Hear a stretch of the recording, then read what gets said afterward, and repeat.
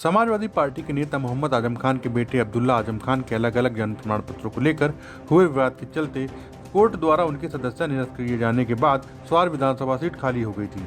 उत्तर प्रदेश में 8 विधानसभा सीटों के उपचुनाव की घोषणा के साथ स्वार क्षेत्र में भी एक बार फिर चुनाव की उम्मीद जागी थी, लेकिन चुनाव आयोग ने मात्र 7 सीटों पर उपचुनाव कराने के निर्देश जारी करने के आदेश दिए, जिसके चलते स्वार के क्षेत्र से चुनाव लड़ने का ख्वाब सजाए लोगों को निराशा हाथ लगी।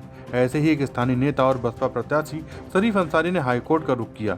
उनकी रिट पर माननीय उच्च न्यायालय इलाहाबाद में आदेश पारित करते हुए स्वार में चुनाव किए जाने के निर्देश दिए हैं।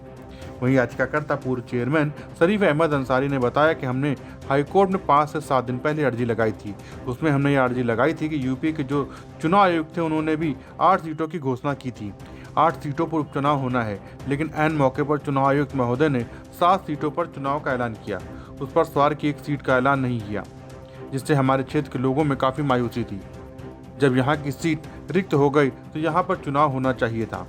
माननीय न्यायालय ने आज अपना फैसला दिया और उन्होंने चुनाव आयोग से और सरकार से कहा है कि तुरंत चुनाव प्रक्रिया कराई जाए। देखिए, हाई कोर्ट में हमने आज अर्जी लगाई थी। ये 5-7 दिन पहले की हमने अर्जी लगाई थी।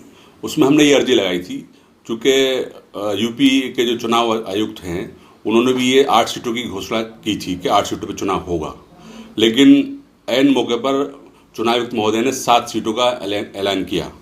उस पर 1 सीट का स्वार सीट का जो है ऐलान नहीं किया गया, जिससे हमारे क्षेत्र के लोगों में काफ़ी मायूसी थी।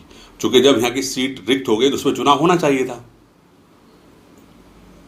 तो अब क्या आदेश है हाईकोर्ट का? अब माननीय न्यायालय ने जो है उसमें आज अपना फैसला दिया है और उन्होंने ये कहा है, चुनाव आयोग से और पार्टी से, सरकार से कहा है कि आप तुरंत जो है चुनाव प्रक्रिया तुरंत कराइए।